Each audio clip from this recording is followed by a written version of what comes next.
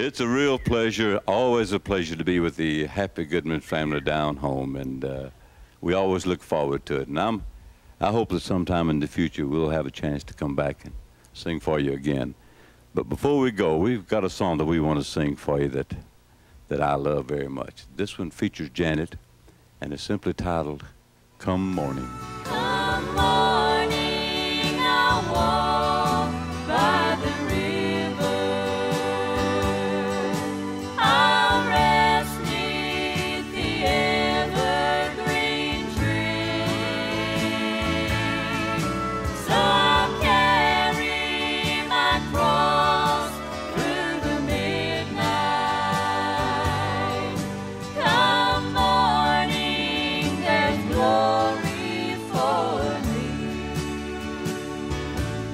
Happy Sunday, and welcome to Southern Gospel Sissy. I'm Justin Ryan.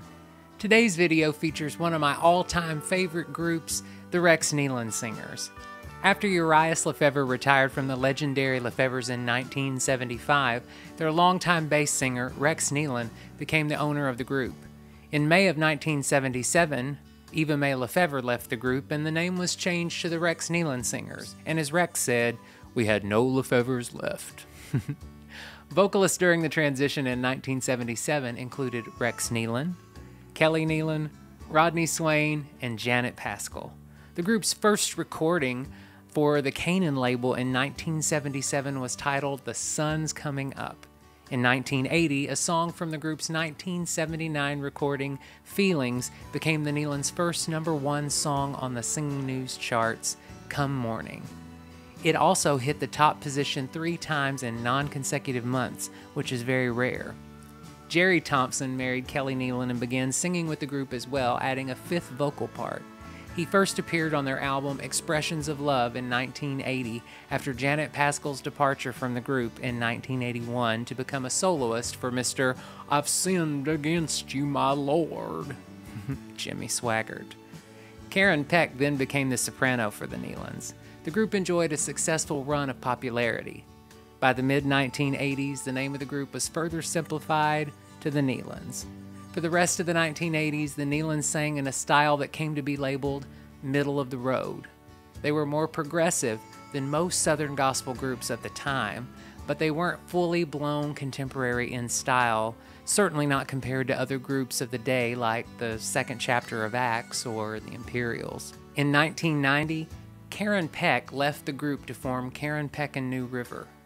The singing members of the Nelons were all relatives for a few months, with Rex, Kelly, and Jerry joined on vocals by Todd Nelon, who had formerly played bass guitar for the group.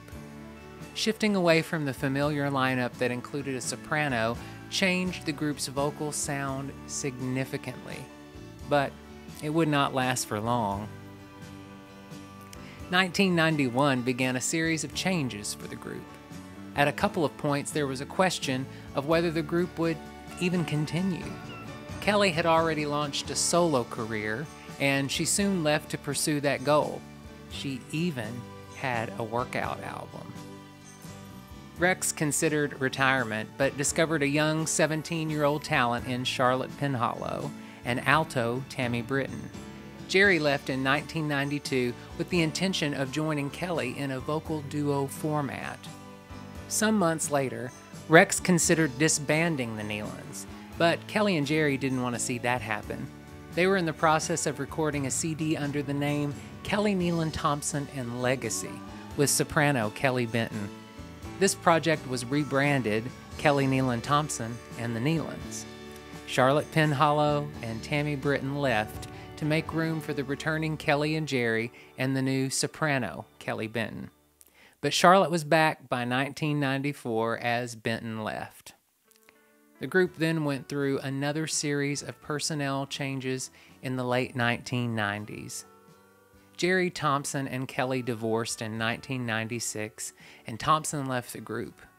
They would have many great singers pass through the ranks during this time, like Amy Roth, David Hill, and Paul Lancaster. In 1998, Rex ultimately retired. He continued to appear on Gaither's Homecoming video series until his death in 2000. Ultimately, Kelly married the group's bass player, Jason Clark, who began singing tenor with the group. Jason's father, Dan Clark, joined the group to sing bass, and Katie Peach was the group's soprano until Kelly's own daughter, Amber Thompson, replaced her. At that point, all the members were again related, though 3 of them now had the last name of Clark. Dan came off the road in 2003, and the Nelons subsequently became a trio, consisting of Jason, Kelly, and Amber. Their daughter Autumn began singing occasionally and became a full-time member of the Nelons in 2014. You know, I have been a Nelons fan since I was a kid. Kelly. Hey, Justin.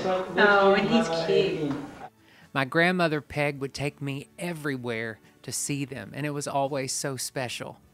But before I ever knew who they were, I would hear their songs and that they had made popular being sung at my little church, like "Oh for a Thousand Tongues," when I was really young. And although I didn't exactly know what the song meant, I could feel the praise in my own heart from hearing their incredible harmony. I remember times in my own life when their songs gave me a sense of comfort and peace. Every time I hear "I'll Talk to My Father for You," I remember being an 8-year-old kid singing that song to myself when I first found out that my parents were getting a divorce. Whether my grandmother Peg and I were singing "Bring My Children Home" shortly after her pancreatic cancer diagnosis, or even just a few years ago when I was singing along to the top of my lungs at a Nelons concert to "I'm Going Home with Jesus," sitting beside my husband as a proud out gay man, these songs have been a lifeline and really sort of a soundtrack to my own life. Today's song was written by Dee Gaskin and is called "Come Morning." I heard this song all my life, but around the time I was struggling with coming out, and even right after I came out, this song was a part of that journey. I could relate to that second verse because it's exactly how I felt. Sometimes I'm despised and rejected, and I question, "Oh Father, how long?" But then I take one more look at Mount Calvary, and it gives me the strength to go on. Even now, as we are going through Scott's cancer diagnosis, this and so many of the Nelon songs help get us through the nights.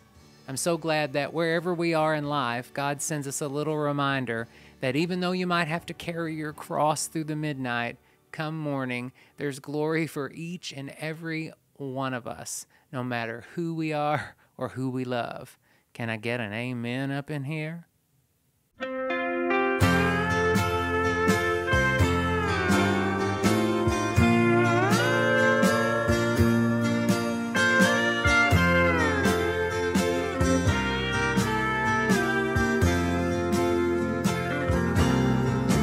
God's children too long have been burdened. They are longing for heaven's green shore,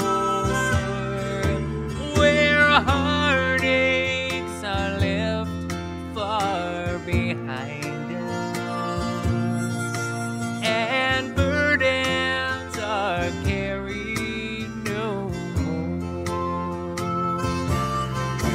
Come morning, I'll walk by the river.